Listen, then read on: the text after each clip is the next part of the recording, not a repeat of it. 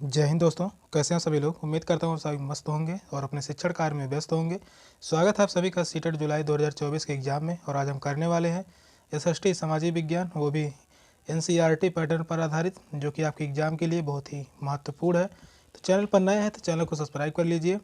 चलिए चलते हैं क्वेश्चन की तरफ। और आज का पहला क्वेश्चन है, निम्नलिखित में से भारत की संविधान सभा का अध्यक्ष था सी राजगोपालाचारी जी, बी.आर. अम्बेडकर जी, डॉक्टर राजेंद्र प्रसाद जी, जवाहरलाल नेहरू।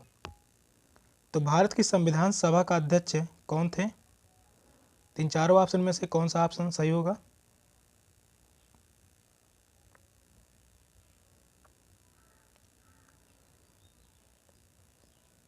तो भारत की संविधान सभा के अध्यक्ष जो थे वह डॉक्टर राजेंद्र प्रसाद जी थे। तो इस क्वेश्चन का जो राइट आंसर होगा ऑप्शन सी होगा। नेक्स्ट क्वेश्चन है, निम्नलिखित में से कौन भारत का एकमात्र भारतीय गवर्नर जनरल था? सी राजगोपालाचारी, बी पट्टभी सीतारमैया, टी कृष्णमाचारी, सी राजगोपालाचारी। तो भारत का एकमात्र भारतीय गवर्नर जनरल कौन थे? तो कौन सा ऑप्शन सही होगा इन चारों ऑप्शन में से?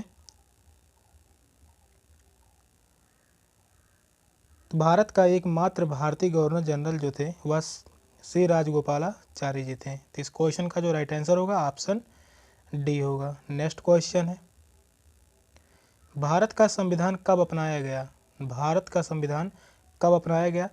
15 अगस्त 1947 को, 26 नवंबर 1947 को, 26 नवंबर 1949 को, 26 जनवरी 1950 को। तो कौन सा ऑप्शन सही होगा इन चारों ऑप्शन में से?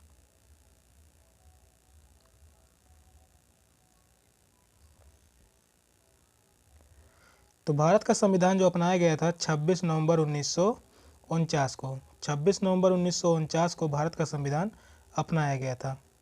नेक्स्ट क्वेश्चन है, निम्नलिखित में से किसने भारत की रियासतों को एकीकृत करने में निर्णायक भूमिका निभाई थी? तो जवाहरलाल नेहरू ने, सरदार वल्लभ भाई पटेल ने, डॉक्टर बी.आर. अम्बेडकर ने, सी राजगोपालाचारी ने।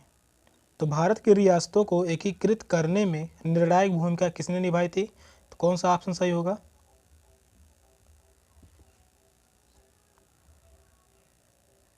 तो इस क्वेश्चन का राइट आंसर होगा ऑप्शन बी होगा, सरदार वल्लभ भाई पटेल। सरदार वल्लभ भाई पटेल ने ही भारत की रियासतों को एकीकृत करने में निर्णायक भूमिका निभाई थी। तो इस क्वेश्चन का जो राइट आंसर होगा ऑप्शन बी है। नेक्स्ट क्वेश्चन है, निम्नलिखित में से कौन भारत के संविधान की समवर्ती सूची के मामले में कार्य करता है? समवर्ती सूची के मामले में कौन कार्य करता है? केंद्र सरकार और राज्य सरकारें और स्थानीय सरकारी निकाय, और केंद्र शासित प्रदेश, स्थानीय सरकारी निकाय। तो कौन सा ऑप्शन सही होगा इन चारों ऑप्शन में से?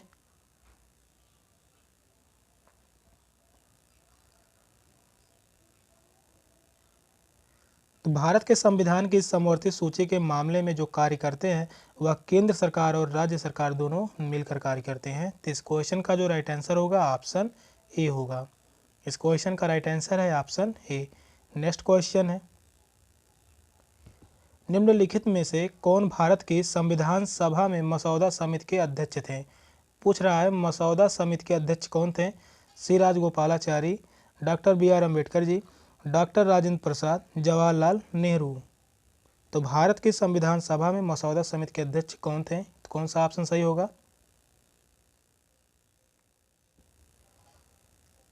तो इस क्वेश्चन का जो राइट आंसर होगा ऑप्शन बी होगा, डॉक्टर बी.आर. अम्बेडकर जी थे, जो कि भारतीय संविधान में मसौदा समिति के अध्यक्ष थे।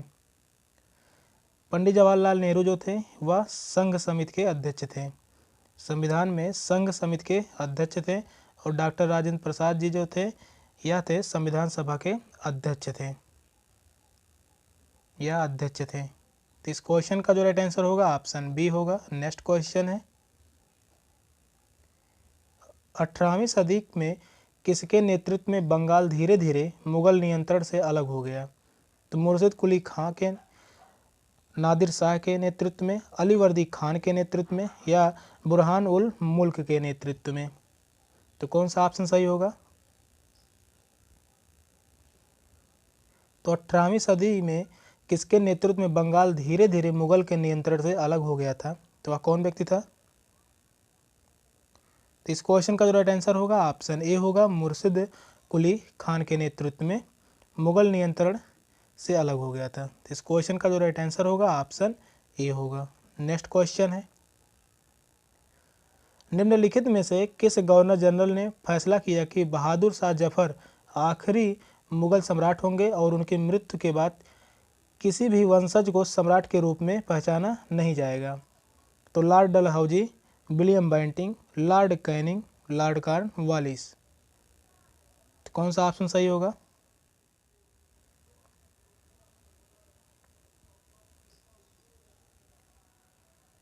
इस क्वेश्चन का राइट आंसर होगा ऑप्शन सी होगा, लॉर्ड कैनिंग। लॉर्ड कैनिंग ने ही बहादुर शाह जफर को आखिरी मुगल सम्राट होने की घोषणा की थी। इस क्वेश्चन का जो राइट आंसर होगा ऑप्शन सी होगा। नेक्स्ट क्वेश्चन है, किस गवर्नर जनरल ने घोषित किया कि अवध पर गलत तरीके से शासन किया जा रहा था और उचित प्रशासन सुनिश्चित करने के लिए ब्रिटिश शासन की आवश्यकता थी? तो Lord Ripon, Lord Canning, Lord Dalhousie, Lord Mountbatten. तो कौन सा ऑप्शन सही होगा इन चारों ऑप्शन में से?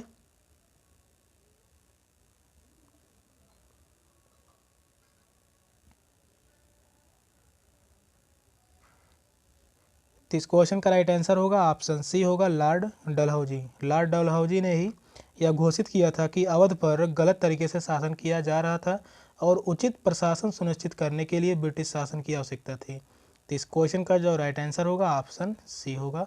नेक्स्ट क्वेश्चन है, कानपुर के किस शासक ने खुद को पेशवा कहा? तो नाना साहब ने, बाजीराव प्रथम ने, बाजीराव द्वितीय ने या बहादुर शाह जफर ने? तो खुद को पेशवा कहा किसने?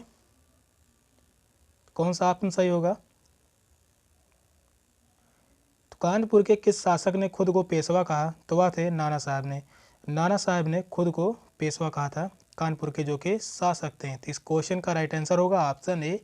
नेक्स्ट क्वेश्चन है,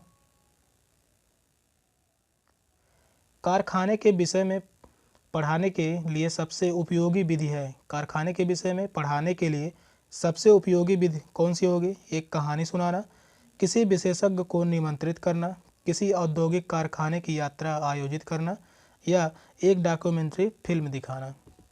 तो कौन सा ऑप्शन सही होगा इन चारों ऑप्शन में से?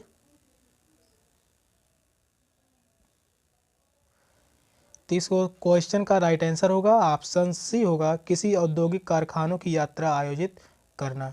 कारखाने के विषय में पढ़ाने का सबसे अच्छा तरीका होगा किसी औद्योगिक कारखानों की यात्रा आयोजित करना। तो इस क्वेश्चन का राइट आंसर होगा ऑप्शन सी। नेक्स्ट क्वेश्चन है, एडुसैट से क्या अभिप्राय है? तो रॉकेट है जिसका उपयोग मानव निर्मित उपग्रहों को सूर्य की कक्षा में स्थापित करने के लिए किया जाता है। बी है, सौरमंडल में खोजा गया एक नया ग्रह। थर्ड ऑप्शन है, एक क्षुद्र ग्रह जो मंगल और बृहस्पति की कक्षाओं के लिए बीच पाया जाता है। फोर्थ ऑप्शन है, एक मानव निर्मित भारतीय उपग्रह। कौन सा ऑप्शन सही होगा? इस क्वेश्चन का राइट आंसर क्या होगा? एडुसैट से क्या अभिप्राय है? कौन सा ऑप्शन सही है?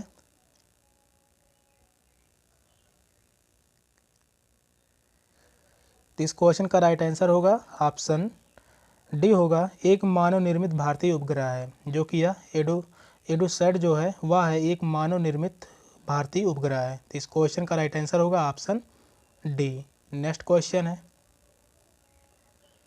पंचवाड़ी और बीजक में निम्नलिखित में से किस महान हस्ती के छंद और विचारों को सुरक्षित किया गया है, संरक्षित किया गया है? तो मीराबाई, कबीर, गुरु नानक या रविदास? तो पंचवड़ी और बीजक में निम्नलिखित में से किस महान हस्ती के छंद और विचारों को संरक्षित किया गया है? तो कौन सा ऑप्शन सही होगा?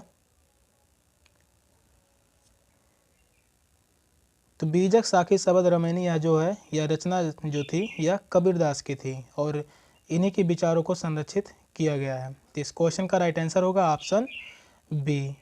नेक्स्ट क्वेश्चन है,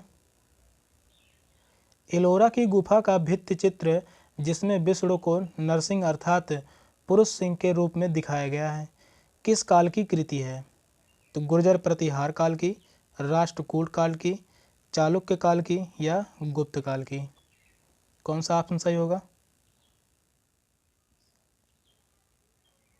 तो एलोरा की गुफा का भित्ति चित्र जिसमें विष्णु को नरसिंह अर्थात पुरुष सिंह के रूप में दिखाया गया है वह किस काल की कृति है? तो कौन सा ऑप्शन सही होगा? तो इस क्वेश्चन का जो राइट आंसर होगा ऑप्शन बी होगा, राष्ट्रकूट काल की। राष्ट्रकूट काल की यह कृति है। तो इस क्वेश्चन का राइट आंसर होगा ऑप्शन बी। नेक्स्ट क्वेश्चन है, निम्नलिखित में से कौन सा संगठन उपनिषद में आस्था रखता है? तो ब्रह्म समाज, रामकृष्ण मिशन, सत्य शोधक समाज या सेवा समाज। तो उपनिषद में आस्था कौन रखता है? कौन सा ऑप्शन सही होगा?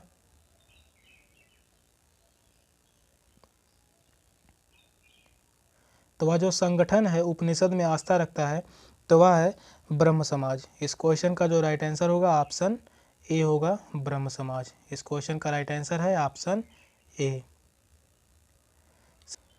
सेशन का वह लास्ट क्वेश्चन था। क्वेश्चन कैसे लगे कमेंट में ज़रूर बताइएगा।